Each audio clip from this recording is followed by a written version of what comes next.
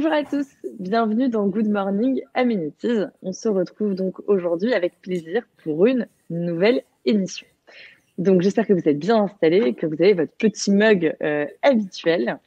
Et nous allons donc aujourd'hui aborder une thématique qui nous tient vraiment à cœur chez Amenities, qui est Hôtel, le guide d'une approche respectueuse de l'environnement. Et nous avons la joie d'avoir donc en invité de la semaine Stéphane Vincent. Et bien Stéphane, est-ce que vous pouvez justement vous présenter? Merci Emmanuel, bonjour à tous. Très rapidement, je suis cofondateur de WeGoGreener. WeGoGreener, c'est une plateforme de réservation, d'hébergement et d'activités éco-responsables en France. Et je me présente plus longuement, j'ai un parcours professionnel d'une quinzaine d'années dans des très gros acteurs de la distribution digitale. Et j'étais dans la commercialisation et je gérais 100 millions d'euros et une équipe de 20 personnes. Et puis il y a 4 ans, Pas mal. j'ai eu pas mal. Et puis il y a 4 ans, j'ai eu envie d'utiliser mes compétences professionnelles à des fins un peu plus peut-être nobles, en tout cas qui me correspondaient plus dans mes attentes. Et en fait, ma femme avait le même envie aussi. Ma femme, je l'ai rencontrée au cours de mon parcours, donc elle est plus dans le marketing digital. On voyageait beaucoup.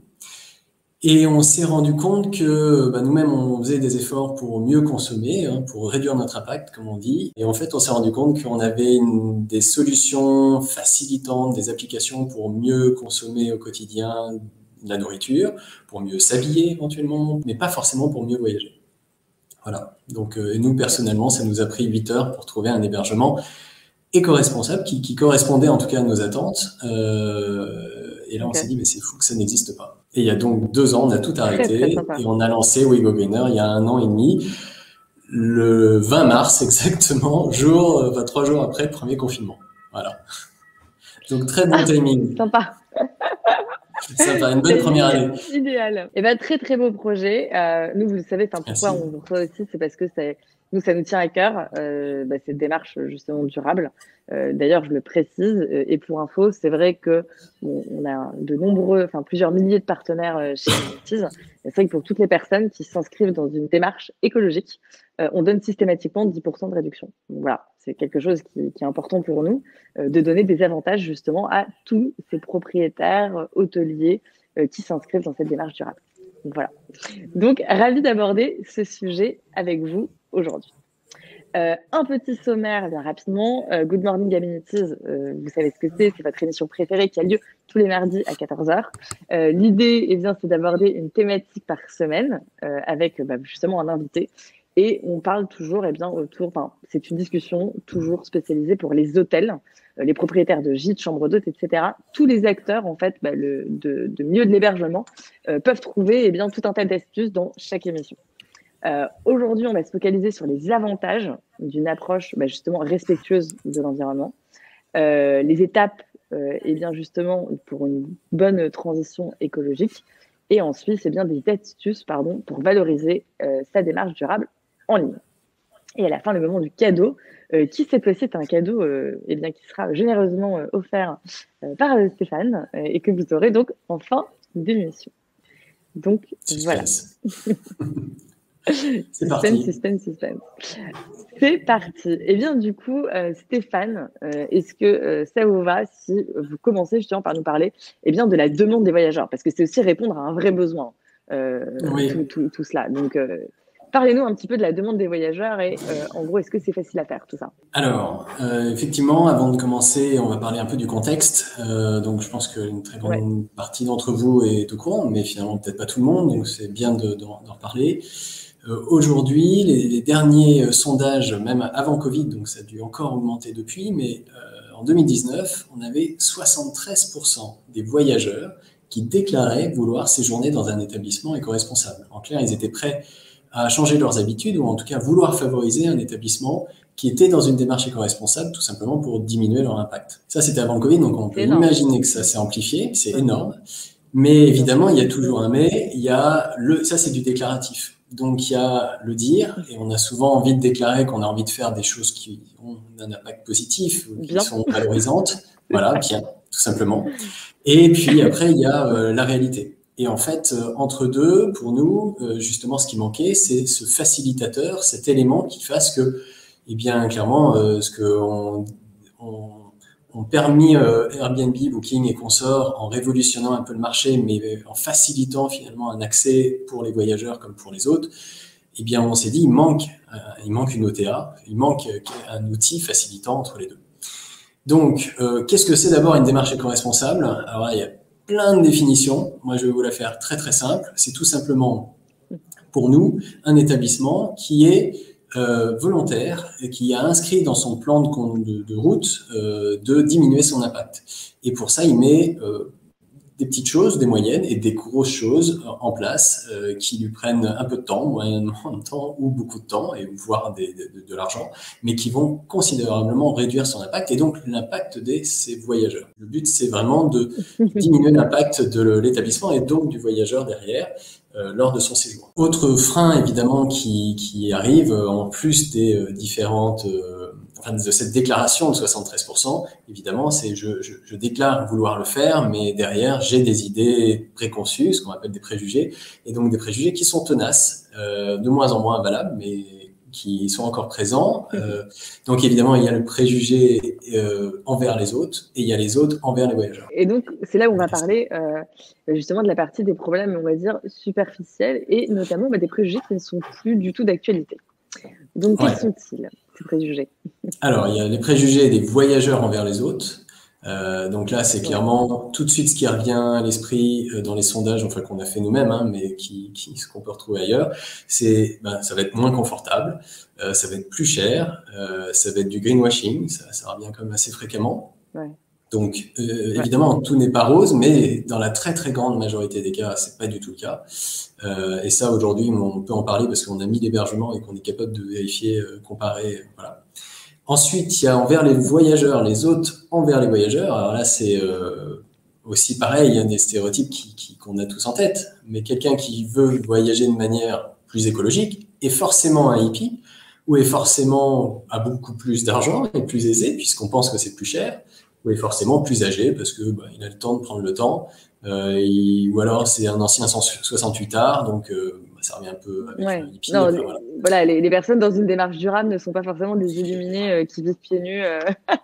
Alors, pas forcément du tout, même en l'occurrence, il y a des chiffres. Alors en France, je crois qu'il y a 4 chiffres à avoir en tête qui sont assez intéressants. Il y avait une étude qui a été faite en France. Globalement, la population est divisée en 4 par rapport à sa prise de conscience écologique, à sa démarche personnelle.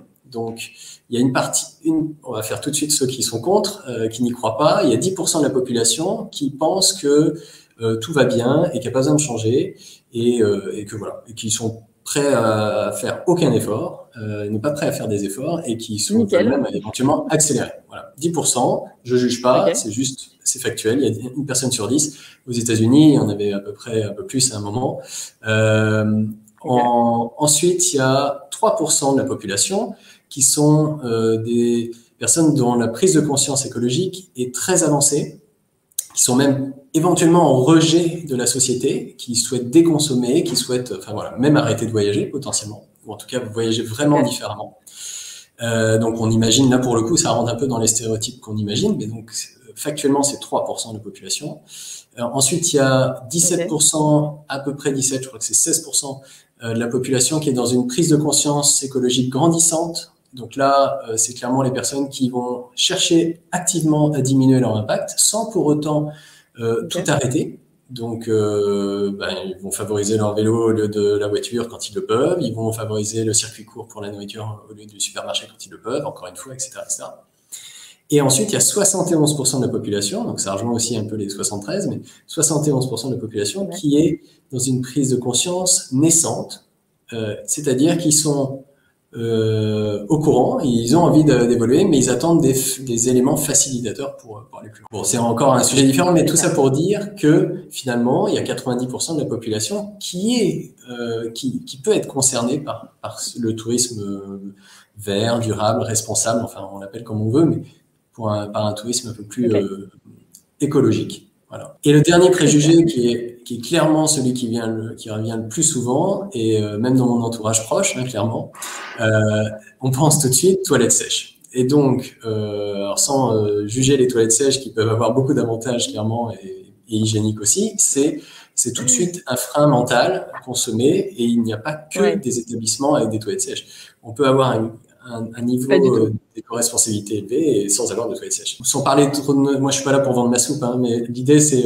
on a développé un algorithme, un indicateur qui s'appelle le Green Score, qui permet de quantifier de 1 à 5 la démarche écologique de l'établissement. Et en fait, on se rend compte que 90%, on a 110 critères, hein, 90% d'entre eux sont du back-office, ne sont pas visibles par le voyageur, finalement. Quand on a des panneaux solaires, ça ne change rien au voyageur. Quand on a on récupère de pluie, quand on fait on est en circuit court, en bio, en local, voilà. Et pourtant, tous les freins mentaux sont sur des choses qui pourraient les impacter, donc par exemple les toilettes sèches, alors que potentiellement, on peut avoir un Green Score à 5 sur 5 chez nous, sans avoir de toilettes sèches. Ouais. C'est pas du tout corrélé, en fait. Non, mais c'est en effet, c'est des préjugés et des idées reçues qu'on peut avoir qui n'ont rien à voir avec la réalité, quoi. Donc, non, mais c'est intéressant, quoi. Donc, en effet, après, le but, eh bien, c'est finalement faire comprendre en communiquant, parce que c'est important, à ces voyageurs que c'est pas du tout dans cela qu'on s'ancre, quoi. Exactement. Le but, c'est de leur montrer que ça existe et de valoriser ce qui existe, de rendre désirable ou tout simplement de promouvoir parce que c'est déjà désirable. Enfin, on a des établissements exceptionnels et souvent dans des milieux exceptionnels, parce que préservés, mais pas que. On a aussi des établissements qui sont en centre-ville et qui ne peuvent pas évidemment faire la même chose qu'un établissement qui est en Corrèze dans son... Voilà. Mais ils sont déjà engagés, ils mettent en place des choses. Voilà. Il y en a partout. Exactement. Et du coup, pour caser ces préjugés, c'est important justement de dire finalement qui sont ces voyageurs. Puisque on enlève de l'esprit tous les hippies avec énormément de pouvoir d'argent, etc., etc. Donc, Stéphane, qui sont justement ces voyageurs? En fait, donc c'est basé sur notre environnement, enfin notre expérience à nous. Je peux pas parler pour l'ensemble du marché, mais on n'est pas ni sur des hippies, ni sur des retraités, ni sur des bobos. On est juste sur des personnes qui veulent changer leur manière de voyager et promouvoir un tourisme, un voyage plus responsable. Ce qu'on voit, c'est que c'est très majoritairement des familles qui, les parents, entre guillemets, entre 30 et 45 ans, ils peuvent voyager avec des enfants en bas âge, mais aussi avec des enfants ados, voire plus âgés qu'ados, enfin plus de 18 ans. Ce qui est intéressant, c'est que 75% des personnes qui nous suivent sur les réseaux sociaux sont des femmes et 75% des personnes qui réservent sont des femmes. C'est pas étonnant. Ouais. Ça, c'est un truc assez global. C'est classique. Voilà, c'est classique global, du tourisme. Les femmes prennent les choses en main, réservent, font les recherches. Exactement. Nous sommes là. Voilà. Exactement. Mais en plus, dans la prise de conscience écologique, en fait, c'est 75% aussi des femmes qui sont engagées. Donc finalement, dans les deux cas, elles vont être moteurs. Donc finalement, enfin voilà, c'est un public, on va dire, très féminin qui peut faire bouger les choses au sein de la famille, quoi. Et donc les motivations, elles sont soit personnelles, soit des convictions, ou d'ailleurs, les deux sont ensemble, mais soit tout simplement une envie de se déconnecter, de dépaysement, de ras-le-bol de la ville, parce que je l'ai pas dit, mais effectivement c'est très majoritairement citadin. C'est pas que Paris, hein, clairement, mais c'est quand même 90% viennent des villes à l'heure actuelle en tout cas. Mais c'est aussi, ça peut être aussi pour des convictions et tout simplement favoriser, privilégier des établissements qui réduisent leur impact au moment où elles voyagent, mais aussi souvent les deux vont ensemble. Hein, c'est parce que l'établissement est dans un spot privilégié. Mais pas que. Il peut y avoir aussi des établissements en centre-ville. Et du coup, maintenant, on va vraiment parler des avantages, qui sont des avantages indéniables pour le coup, d'un tourisme plus durable. Parce que s'engager dans une démarche éco-responsable, ça correspond à un certain nombre de choses. Est-ce que vous pouvez nous parler justement de tous ces avantages que cela présente? Oui, alors, il y en a beaucoup. Hein. Là, on en a mis 5 majeurs, mais il y en a évidemment, c'est innombrable. Mais évidemment, le premier, c'est plus de sens. Alors, je ne veux pas polémiquer, m'étendre beaucoup, mais si on veut continuer de séjourner, de voyager et tout, bon, il faut un petit peu changer nos habitudes. Et quand je dis un petit peu, c'est probablement même beaucoup. Mais en attendant, c'est tout simplement actionner dès maintenant ce changement. Si on est déjà dans le changement, c'est parfait. Et si on ne l'est pas encore, c'est l'actionner et éventuellement être accompagné pour le faire. Tout simplement, le second aussi, c'est plus humain, parce que ce qui est intéressant, c'est qu'on parle de tourisme écologique, éco-responsable, durable et tout, mais ce qu'il y a au fond, c'est une histoire de rencontre humaine qu'on avait un petit peu perdu avec le tourisme dit de masse, qui est tourisme en masse, parce que pour moi, on n'est pas, on y va en masse, au même moment, tous en même temps, au même endroit.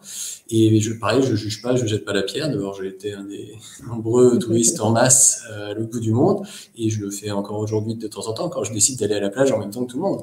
Mais voilà, c'est ce qui est intéressant, c'est qu'on n'est plus dans on est au moins une alternative plus humaine où on va pas être juste un site où on va réserver pour avoir des clés qui nous attendent dans un boîtier à code. Il y a un lien qui est important. Il y a un lien humain qui est vraiment important et on va chercher à promouvoir ça auprès de nos hôtes parce que eux le font, hein, enfin on les force pas, mais c'est vraiment important et c'est quelque chose qu'on veut promouvoir. Après, évidemment, chacun fait comme il veut et comme il peut. Plus de visibilité, tout simplement parce que si vous êtes dans cette démarche-là, aujourd'hui vous êtes totalement noyé dans la masse, et ça vous permet de sortir du lot aussi. Le fait de faire un pas de côté permet aussi d'avoir un coup de projecteur sur vous.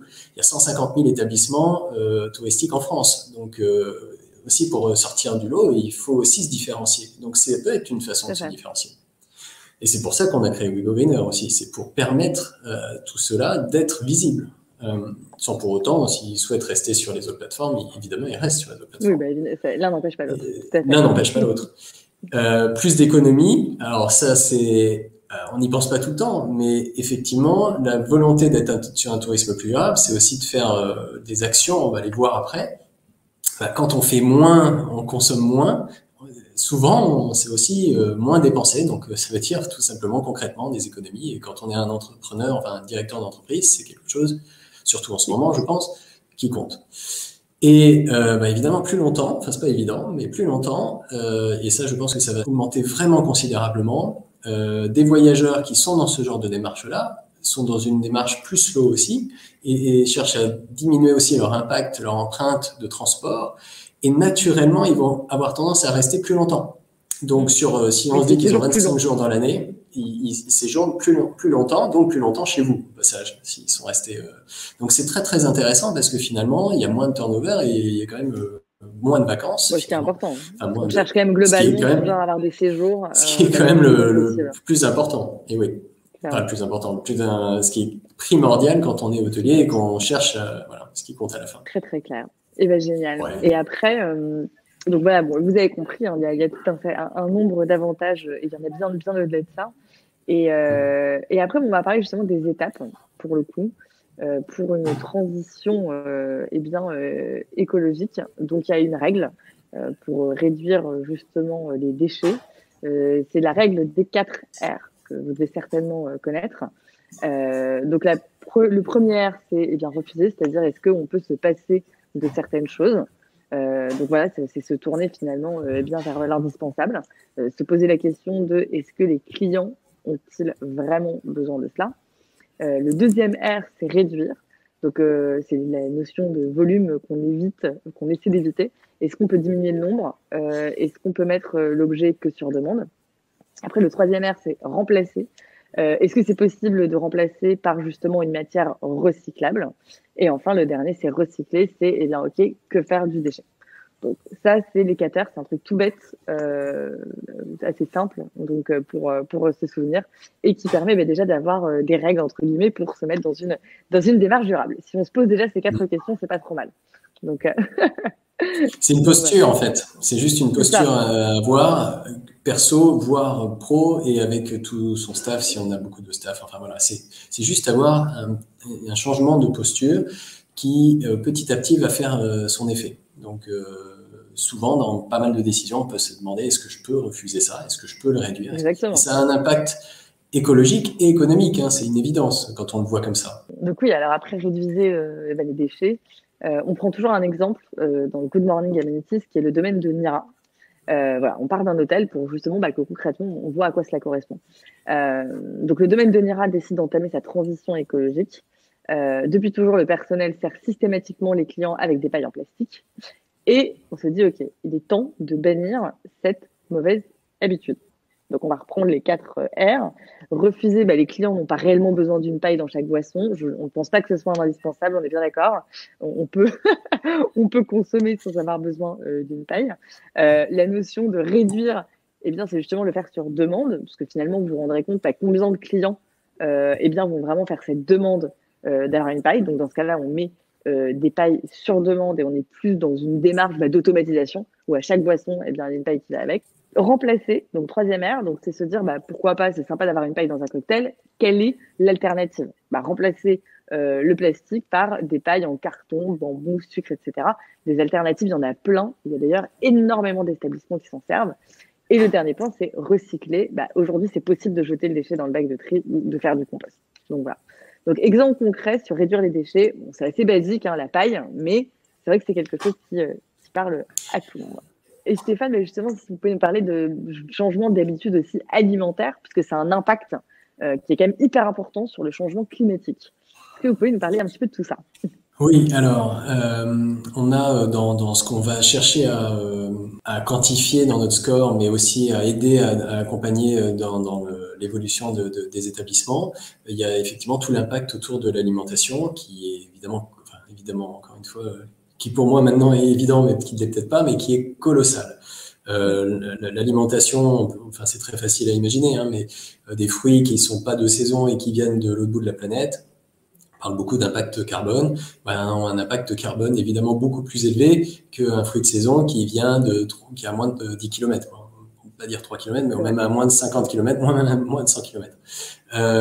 Donc il y a évidemment un impact sur le choix de la source d'approvisionnement et de ce qu'on sert, tout simplement. On n'est pas obligé de servir les mêmes fruits toute l'année. On peut être accordé aux saisons.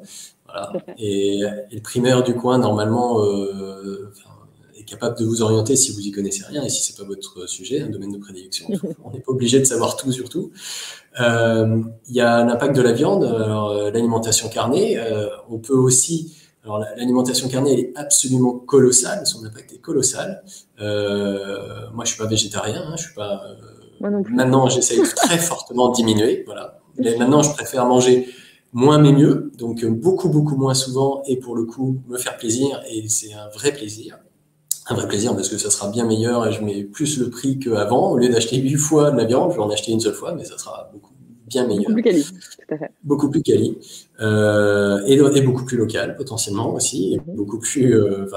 bref, ça sera pas forcément de l'abattage en masse. Et donc là, il y a un impact aussi. Ce qui peut être intéressant aussi, c'est de promouvoir une alimentation différente sans forcément enlever de la carte la viande, mais c'est en faisant des menus potentiels pour les végétariens et les véganes, et parce que c'est quelque chose qui est clairement de plus en plus demandé et de plus en plus sollicité et qui permettra aussi de changer les choses. Moi, je suis le premier à prendre des burgers végétariens maintenant, alors que jamais de ma vie j'en aurais pris il y a même 4-5 ans. Et aujourd'hui, les goûts ont changé, enfin voilà. Donc, c'est proposer quelque chose de différent et clairement de favoriser le plus local possible et si possible du bio. Alors après, en France, on a un bon label bio pour le coup, mais il vaut mieux a priori, encore une fois, je suis pas un spécialiste de tous les sujets, mais il vaut mieux quelque chose de plus local que quelque chose qui soit bio mais qui vienne de l'autre bout de la planète. Voilà. Donc, d'abord le local, si possible du bio.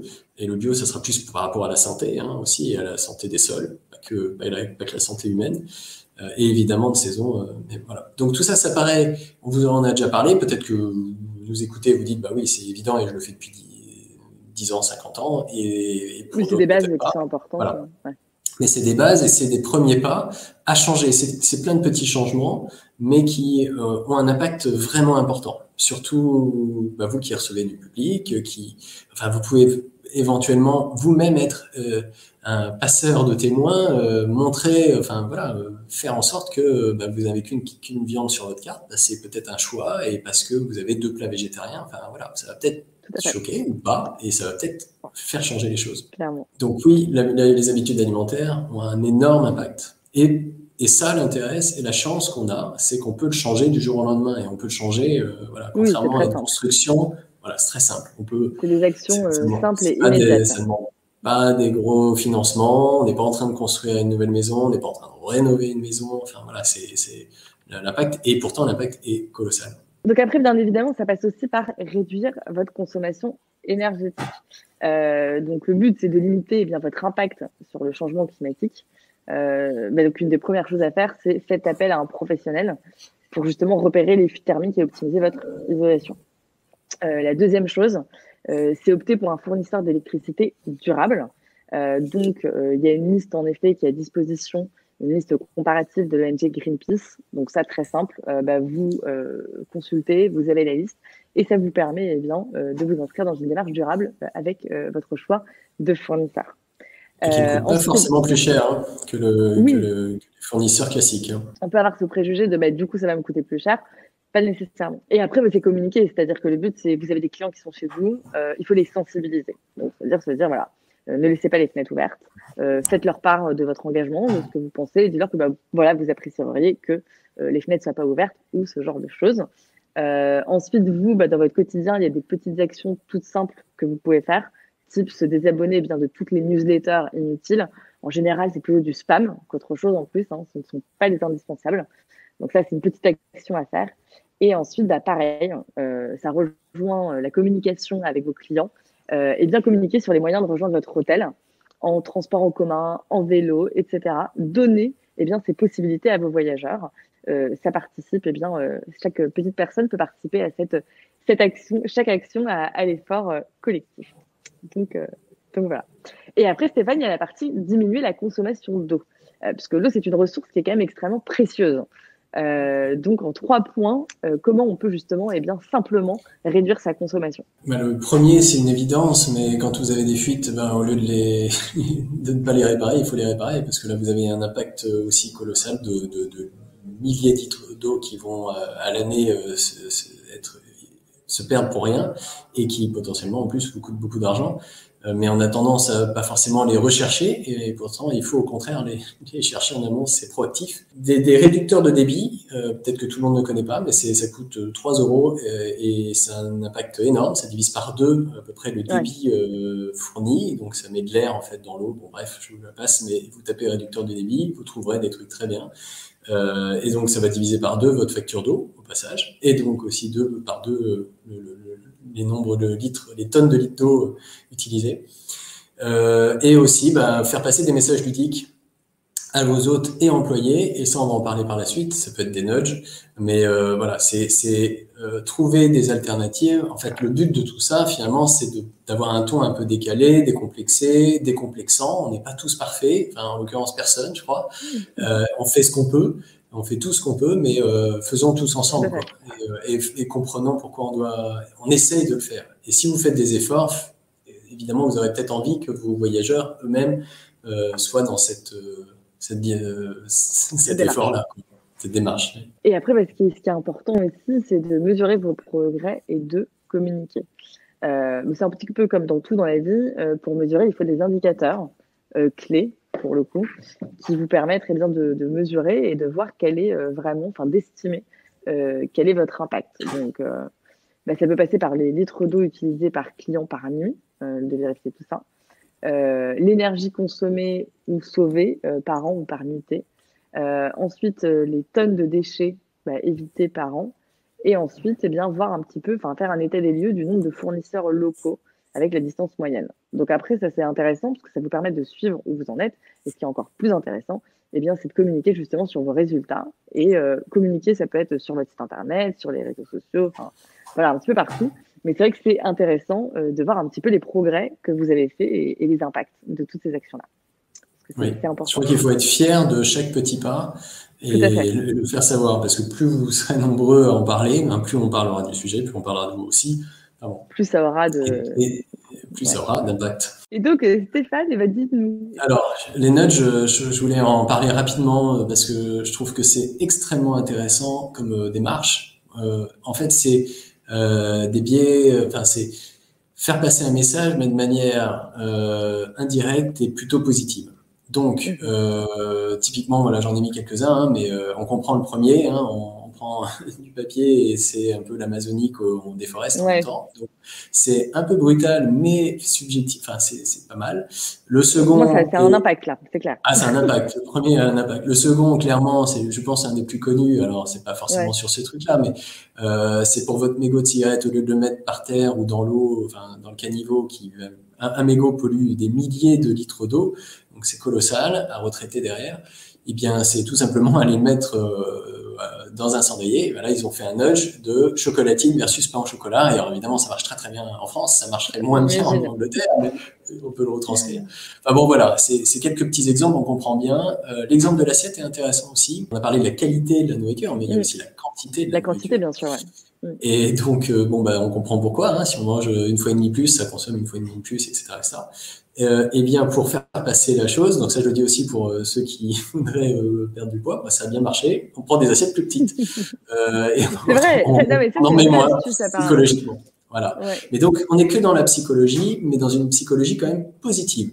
Et le Bien sûr. dernier, tout à droite, a été mis en place par le parc naturel régional. Alors, je ne sais plus de quel endroit, mais c'est hyper bien ce qu'ils ont fait. Et en l'occurrence, ils ont fourni à tous les établissements de leur PNR un petit sablier à mettre dans la douche. Alors, il y a d'autres choses, hein, mais j'ai retenu que le sablier. Et le sablier, c'est tout simplement 5 minutes d'eau précieuse. Donc, on met on met le sablier pendant qu'on prend sa douche. Bon, bref. Donc, le voyageur a intellectuellement compris qu'il y avait un petit temps précieux de 5 minutes, même si 5 minutes en soi, c'est beaucoup, mais il faut voir qu'il y en a Ah qui oui, c'est prennent beaucoup. 12 minutes de douche. Voilà. Hyper clair. Donc des Voilà. messages, Le but des voilà, nudges, si communiqués. ça vous intéresse, cherchez sur Internet, il y a des nudges autour du tourisme, et puis même, vous pouvez en imaginer. Partagez-les si vous en avez, parce que c'est vraiment intéressant. L'impact, il est très très fort, et ça fait souvent sourire. Et c'est ça la magie de la chose, c'est qu'on vous fait changer vos habitudes, mais en même temps, on vous fait sourire, parce qu'en plus, on vous fait comprendre pourquoi ça a un intérêt. Exactement. Des messages Voilà. très positifs. Et ensuite, eh bien, parlons des astuces pour valoriser pardon, sa démarche durable eh bien, en ligne. Donc, ça passe par les bons choix, évidemment, des partenaires pour votre visibilité. Donc, c'est important d'avoir un site web qui est optimisé. Donc là, bon, on a une grande communauté qui nous regarde dans Good Morning Amenities qui ont un site internet Amenities qui vous permet eh bien, d'être plus facile à trouver sur les moteurs de recherche, qui vous permettent de mettre en avant justement toutes vos valeurs écologiques parce que vous avez la main sur votre site, vous pouvez publier des choses régulièrement, que ce soit sur le site en lui-même, que ce soit sur le blog. Vous pouvez vraiment communiquer en choisissant les bons mots-clés, c'est une importance. Faire une page dédiée, pourquoi pas. Enfin, plus que pourquoi pas, c'est important, dédiée à cette démarche durable. Et ensuite, eh bien, également faire une présentation très jolie, très esthétique, avec un design qui va être optimisé pour l'expérience utilisateur.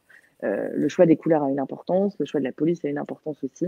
Voilà, il faut, si vous êtes dans cette démarche écologique, eh bien faites-le transpirer, retranscrivez-le sur votre site internet, que ce soit à travers le contenu, mais également, comment dire, le contenu et texte, pardon, mais également visuel. Ouais, soyez-en fiers, il faut le mettre en avant, quoi, si vous êtes déjà dans cette démarche-là. Et après, bien sûr, le fait de s'associer à une OTA de tourisme durable, comme WeGo Greener, qui vous permet d'avoir une vraie visibilité en rejoignant des réseaux d'hébergement et d'activités éco-responsables.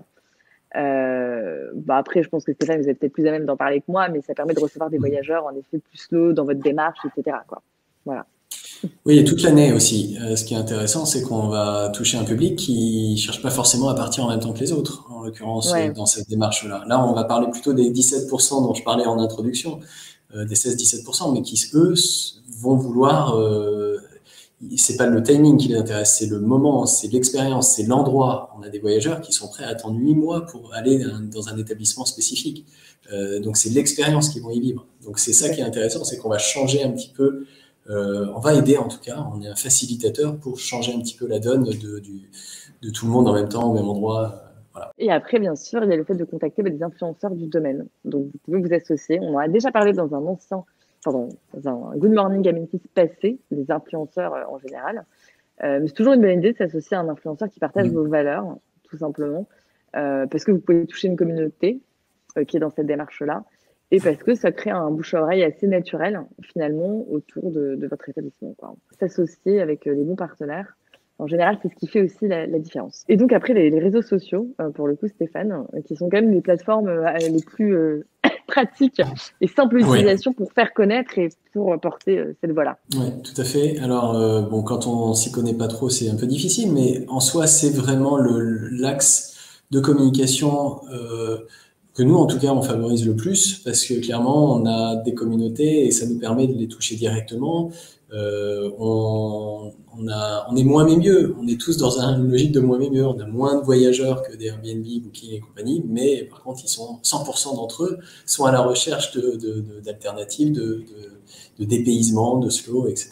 Donc, ils vont être très intéressés par ce que on va dire, donc ce que vous allez dire aussi. Tout à fait. Donc, c'est important, ces communautés de voyageurs qui ont tendance à grossir très fortement, de manière très importante, et d'autant plus post-Covid, parce que, bon, voilà, on va pas y revenir, mais une prise de conscience importante. Tout à fait d'accord. Et après, ça passe par la communication, hein, toujours. Donc, mettez en avant, partagez vos actions, communiquez sur ce que vous faites. C'est important de montrer son implication, de tenir au courant des personnes qui sont déjà venues chez vous, des clients potentiels, des voyageurs.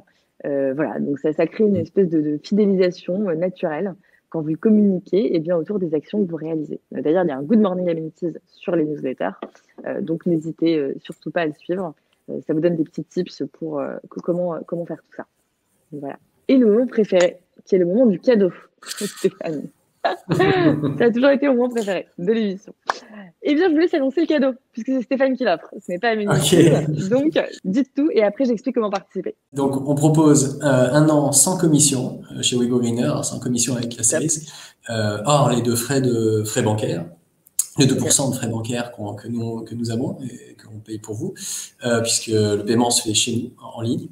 C'est valable du 1er octobre au 30 septembre 2022, donc un an pile. Chez nous, il n'y a pas de droit d'entrée, il n'y a pas d'abonnement, donc concrètement, c'est un an sans frais, quoi. Donc, cadeau plutôt sympa. Plutôt sympa. Voilà, merci beaucoup, Stéphane.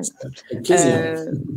Pour participer, c'est comme d'habitude, hein, vous abonnez à notre chaîne YouTube, vous mettez un like sur la vidéo et vous mettez un petit commentaire. Vous n'êtes pas obligé de dire « je veux participer au jeu concours ». Vous nous racontez votre vie, comment vous allez. C'est toujours un plaisir de vous lire. Et votre participation sera automatiquement prise en compte. On fera un tirage au sort.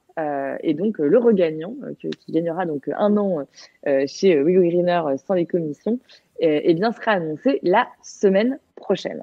Donc, il y aura le gagnant du jeu concours. Stéphane, c'était un plaisir en tout cas. Merci Manuel.